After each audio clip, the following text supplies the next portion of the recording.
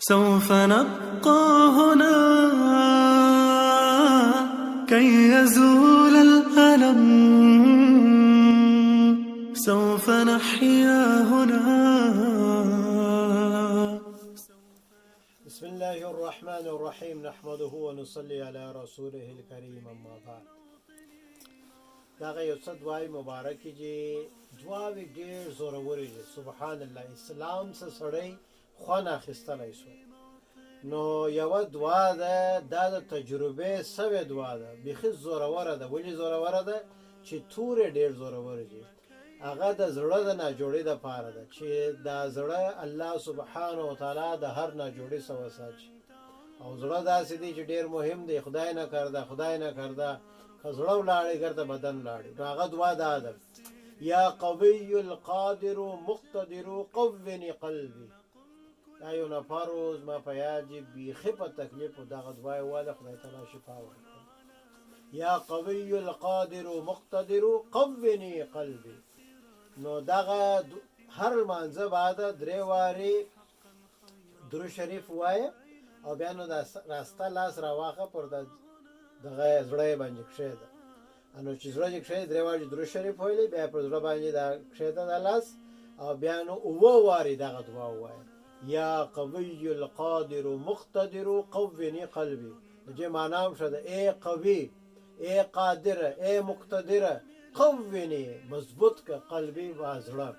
او دغه مور سره ووایه: وليربط على قلوبكم ويثبت به الاقدام. دا هم د قرآن شریف آیت دی: وليربط على قلوبكم ويثبت به الاقدام. دغه هم درود شریف یو وارې ووایه، او بیا نو 7 وارې دغه وایه. دا لاس مه یږده، دا مازې دغسې وایه: وليربط على قلوبكم ويثبت به الاقدام. نو دا درود شریف یو وارې وایه او 7 وارې دغه وایه. دا بیا د هارټ فیل چې د زړه عمله پر کېږي، د هغه څه به الله تعالی وساتي. بیا به درته وایم: وليربط على قلوبكم ويثبت به الاقدام. دغه انشاءالله دواړې موږ ګروپو ته دراستو، او هغه څوک چې زموږ په ګروپ کې نه دي، هغه دې زما سره یا د خادم سره رابطه کولی شئ، د دعای بور واستو. نو الله تعالی چې هر مسلمان د ناجوړۍ څخه، خصوصا د زړه د ناجوړۍ څخه وساتي.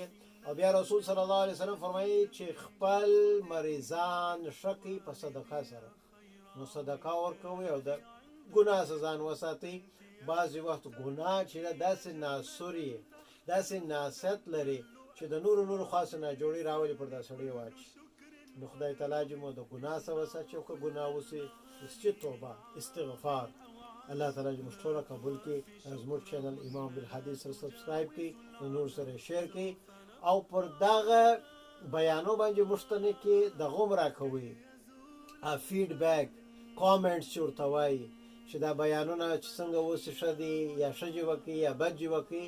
نو موږ ته نه کې اندازه ولګېږي، یعنی ما ته اندازه ولګېږي. زموږ ټیم بیچارهګان چې زموږ سره ډېر هیلپ کوي، مدد کوي، هغو ته معلوم سي چیز باید چې وسي، چیز باید چې نه وسي. نو که ښه یې که بد یې راته وایاست په دغه نیت چې اسلام مخته ولاړ سي. واخر دعوانا ان الحمد لله رب العالمین. قدرمنو، زموږ چینل امام عبدالهادي ناصر در سره سبسکرایب کی، او په سایټ کې د ګنټۍ بټن اوکې کی، او د ثواب لپاره زموږ سره دغه ویډیو در سره لایک او شیر کی چې تر نورو مسلمانانو پورې هم ورسیږي.